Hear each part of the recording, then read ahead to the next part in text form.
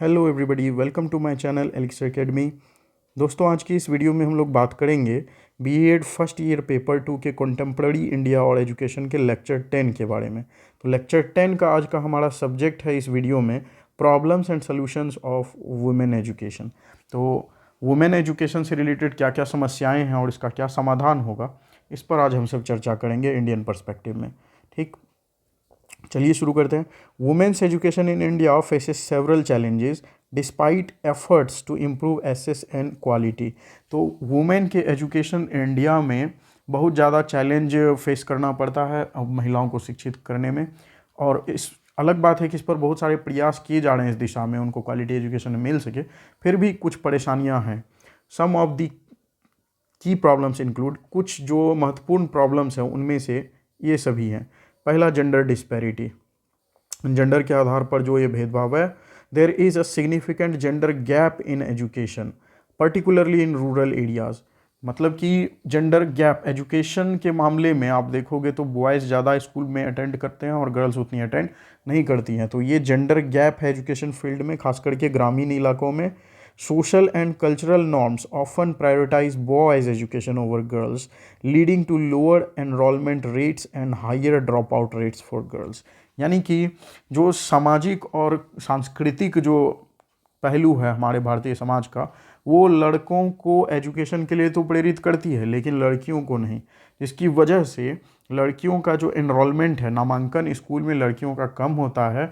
और इसके इतना ही नहीं बल्कि वो एजुकेशन पूरी कर पाने से पहले ही बीच ही पढ़ाई में लड़कियों को स्कूल छोड़ना भी पड़ता है, जिसकी वजह से उनका ड्रॉप आउट रेट भी बहुत ज़्यादा हाई है। यानी आधी ही पढ़ाई करके उन्हें छोड़ना पड़ता है। एक तो एडमिशन कम होता है लड़कियों का, ऊपर से जिनका एडमिशन होता भी है वो भी अच्छे से पढ़ाई पूरी नहीं कर पाते हैं, बीच में कईयों को छोड़ देना पड़ता है अपनी पढ़ाई।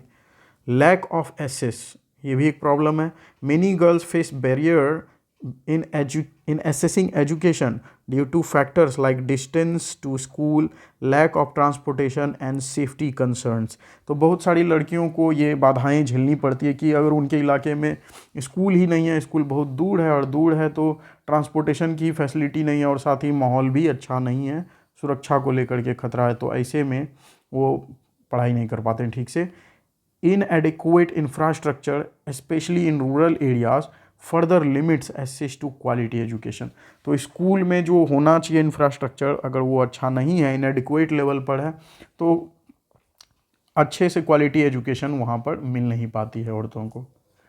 नेक्स्ट है पॉवर्टी एंड इकोनॉमिक कॉन्स्ट्रेंट्स। गरीबी और आर्थिक जो रुकावटें हैं ये भी एक समस्या है वुमेन एजुकेशन में। Families living in poverty often prioritise immediate financial needs over investing in girls education. यानी कि गरीब परिवार में अगर जो लड़की है तो उसके परिवार का जो होता है फाइनेंशियल नीड्स, वो पहले उसको पूरा करते हैं जो ज़रूरी है, खाना पीना रहना ये सब कुछ, और वो लोग गर्ल्स एजुकेशन पर उतना ज़्यादा नहीं वैल्यू दे पाते हैं। This results in higher drop out rates and limited opportunities for girls to pursue higher education. तो इसकी वजह से लड़कियों का जो है, गरीब लड़कियों का खास तौर पे स्कूल से ड्रॉप आउट रेट बहुत ही हाई है और साथ ही साथ इनको उतनी अपॉर्चुनिटी भी नहीं मिल पाती है हायर एजुकेशन के लिए। Child marriage and early pregnancy, ये भी बड़ा फैक्टर है। अर्ली मैरिज एंड प्रेगनेंसी नहीं, बहुत ही कम उम्र में शादी हो जाना और उसके बाद प्रेगनेंसी हो जाना, ये सिग्निफिकेंटली इम्पैक्ट गर्ल्स एजुकेशन। ये चीज़ जो है लड़कियों के एजुकेशन को बहुत ही ज़्यादा निगेटिवली अफेक्ट करती है। Girls who are married off at a young age are more likely to drop out of school and face limited opportunities for further education। तो जिन लड़कियों की शादी कम एज में करा दी जाती है उन्हें पढ़ने लिखने की और ज़्यादा चांस कम है कि उनको पढ़ाई हायर एजुकेशन का ज़्यादा कुछ मौका मिल पाता है। ऐसी लड़कियों को जल्दी ही अपनी पढ़ाई डिसकंटिन्यू कर देनी पड़ती है। आगे है सेफ्टी कंसर्न, यानी सुरक्षा को लेकर के जो चिंताएं हैं, इसकी वजह से भी वुमेन एजुकेशन के लिए एक फैक्टर है ये भी। Safety issues including harassment and violence affect girls ability to attend school. यानी कि सेफ्टी इशू को भी लेकर के लड़कियों को स्कूल नहीं जाने दिया जाता है, क्योंकि अगर समाज में उन लड़कियों का हरासमेंट हो रहा है, उनके प्रति वायलेंस अगर होता है, तो ऐसी घटनाओं को लेकर पेरेंट्स नहीं अलाउ करते हैं। The lack of safe and secure environments create a hostile atmosphere that discourages girls from pursuing education. यानी कि अगर माहौल अच्छा नहीं है, इन्वायरमेंट अगर लड़कियों के लिए हॉस्टाइल है, ख़तरनाक है उनकी सुरक्षा के लिए, तो फिर ऐसे में लड़कियों को स्कूल भेजना कोई भी पेरेंट उचित नहीं समझते हैं, जिससे लड़कियां पढ़ाई में पीछे रह जाती हैं। To address these problems the following suggestions can be considered. इन समस्याओं का समाधान करने के लिए कुछ ये सब तरीके अपनाए जा सकते हैं। पहला है कम्युनिटी अवेयरनेस एंड एडवोकेसी। तो कम्युनिटी में अवेयरनेस फैलाने की ज़रूरत है। Conducting awareness campaigns to challenge gender stereotypes, promote the importance of education for girls, and encourage communities to support girls' education can help change societal attitudes। यानी कि समाज के लोगों में जागरूकता को फैला करके लोगों के मन में जो नेगेटिव जेंडर स्टीरियोटाइप्स हैं इनको दूर करने का प्रयास करके लड़कियों के लिए एजुकेशन को आगे बढ़ाया जा सकता है। अगर लोगों को समझाया जाए कि लड़कियों को शिक्षित करने के क्या क्या फ़ायदे हैं तो लोग समझेंगे, और इससे क्या होगा कि गर्ल्स एजुकेशन को सपोर्ट मिलेगा, और समाज का जो अगर नेगेटिव एटीट्यूड कुछ है इस चीज़ को लेकर के, गर्ल्स एजुकेशन को लेकर के, तो नेगेटिव एटीट्यूड धीरे धीरे ख़त्म होगा। सेकेंड है गवर्नमेंट पॉलिसीज़ एंड इन्वेस्टमेंट। तो सरकार को भी नीतियाँ बनानी चाहिए गर्ल एजुकेशन को लेकर के, और उसमें इन्वेस्टमेंट भी देना चाहिए जो खर्च आएगा।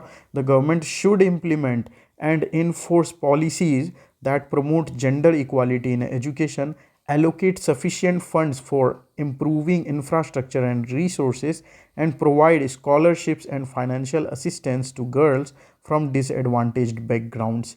तो सरकार को बनानी चाहिए और भी ऐसी योजनाएं जो कि जेंडर इक्वालिटी को ध्यान में रख करके गर्ल के एजुकेशन को और ज़्यादा बढ़ावा दे। इसमें सफिशिएंट फंड का भी एलोकेशन सरकार को करना चाहिए, और साथ ही साथ स्कूल के इंफ्रास्ट्रक्चर जिससे विकसित हो सके, जो प्रॉपर रिसोर्सेज होने चाहिए वो मिल सके स्कूल को, और साथ ही साथ गर्ल्स को स्कॉलरशिप के लिए अलग से सुविधाएं देनी चाहिए, और जो गरीब परिवार की लड़कियां हैं उनको ताकि जिससे मदद मिल सके, फाइनेंशियल असिस्टेंस उनको कुछ दी जाए जिससे कि उनको पढ़ाई ज़्यादा आसान लगे और वो लोग प्रमोट हो सकें गर्ल्स एजुकेशन के प्रति। फिर है improving access, building school closer to communities specially in rural areas and providing safe transportation options can help overcome barriers to access. यानी कि स्कूल ग्रामीण इलाकों में ख़ास तौर पर के जहाँ लोग रहते हैं उनके आसपास के इलाकों में स्कूल की व्यवस्था करके ट्रांसपोर्टेशन की फैसिलिटी दे करके इस बैरियर को हटाया जा सकता है कि स्कूल दूर है और आने जाने की कोई ट्रांसपोर्टेशन की फैसिलिटी नहीं है तो लोग नहीं पहुंच पाते हैं ऐसे में स्कूल। तो इन सब चीज़ों को नज़दीक ला कर स्कूल लोकेलिटी में शिफ्ट करके ट्रांसपोर्टेशन की सुविधा को और बेहतर बना करके, अच्छे रोड बना करके, इस तरह से इस दुविधा, इस जो है बाधा को टाला जा सकता है। Infrastructure development should prioritize gender sensitive facilities like separate toilets and adequate lighting। तो इंफ्रास्ट्रक्चर के डेवलपमेंट के दौरान इस बात का खास ध्यान रखना चाहिए कि जो जेंडर सेपरेट करना चाहिए दोनों का, टॉयलेट्स के लिए मेल और फीमेल टॉयलेट्स डिफरेंट होने चाहिए और लाइटिंग प्रॉपर होनी चाहिए। फिर है एड्रेसिंग पॉवर्टी, गरीबी का उन्मूलन करके भी काफ़ी मदद किया जा सकता है वुमेन एजुकेशन के लिए। Introducing programs that provide financial incentives to families to encourage girls education such as conditional cash transfer schemes can help alleviate economic constraints.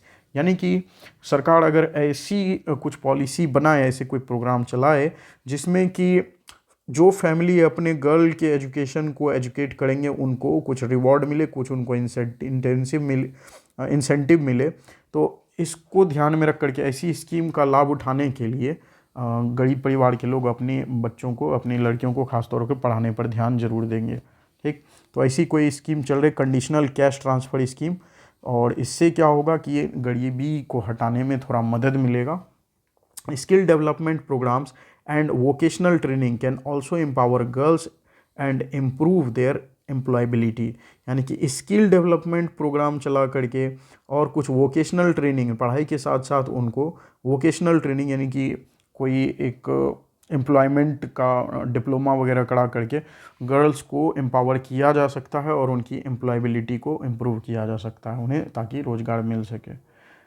Combating child marriage and early pregnancy, ये भी एक अच्छा factor है, इसे भी combat करना जरूरी है। Enforcing laws against child marriage, promoting awareness about its negative consequences and providing comprehensive sexual and reproductive health education can help prevent early marriage and pregnancy, enabling girls to continue their education.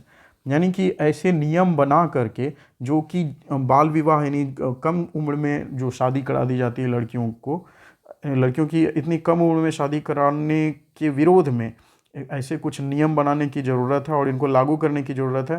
साथ ही साथ लोगों में ये awareness, जागरूकता फैलाने की ज़रूरत है कि इन सब चीज़ों के यानी अर्ली मैरिज के बहुत ही नेगेटिव कॉन्सिक्वेंसेस होते हैं, ये बहुत ही बुरे परिणाम होते हैं कम उम्र में बेटियों की शादी कराने के। और इससे होता क्या है कि उन सेक्सुअल और रिप्रोडक्टिव हेल्थ उनका बहुत ही बुरा हो जाता है, जिसकी वजह से वो लोग ज़्यादा पीड़ित रहती हैं। तो एजुकेशन, लड़कियों को एजुकेट करके इन सब समस्याओं का समाधान किया जा सकता है और अर्ली मैरिज पर रोक लगानी चाहिए और प्रेगनेंसी जो हो जाती है अर्ली मैरिज की वजह से, इसको भी कंट्रोल करना चाहिए, जिससे कि गर्ल्स अपनी एजुकेशन को कंटिन्यू रख सके। फिर है ensuring safety, implementing strict measures to ensure safety within and around schools, training teachers and staff on gender sensitization and prevention of harassment, and establishing grievances redressal mechanism can create safer environment for girls to pursue education।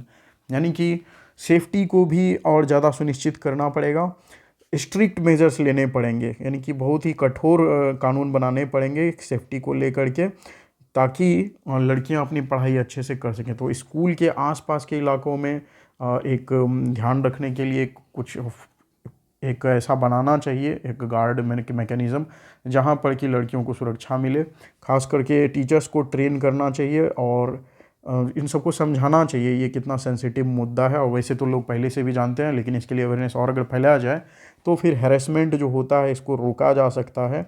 और एक grievance redressal mechanism ज़रूर होना चाहिए, ऐसा मतलब कि अगर किसी के साथ ऐसा कुछ हो गया है परेशानी हैरेसमेंट वाला, तो उसका उपाय क्या है, उसका समाधान करने के लिए भी एक सिस्टम होना चाहिए, ग्रीवेंस रिड्रेशल मैकेनिज़्म, ताकि और ज़्यादा सेफ इन्वायरमेंट बन सके जिससे कि लड़कियां अपनी एजुकेशन को प्राप्त कर पाएँ। एम्पावरिंग वुमेन एंड गर्ल्स, औरतों और गर्ल्स को और ज़्यादा सशक्त बना करके।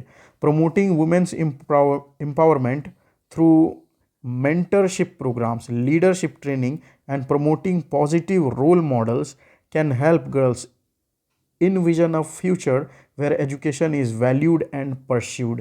यानी कि वुमेन एम्पावरमेंट को और बढ़ावा दे करके, उन्हें मेंटरशिप प्रोग्राम, लीडरशिप ट्रेनिंग दे करके उन्हें उनके सामने एक पॉजिटिव रोल मॉडल, किसी सक्सेसफुल वुमेन को उनका रोल मॉडल बना करके इस तरह से गर्ल को और ज़्यादा किया जा सकता है प्रेरित कि वो अपने फ्यूचर को और बेहतर बनाने के लिए एजुकेशन को एक वैल्यू देना स्टार्ट करे और फिर पढ़ाई लिखाई में इंटरेस्ट ले।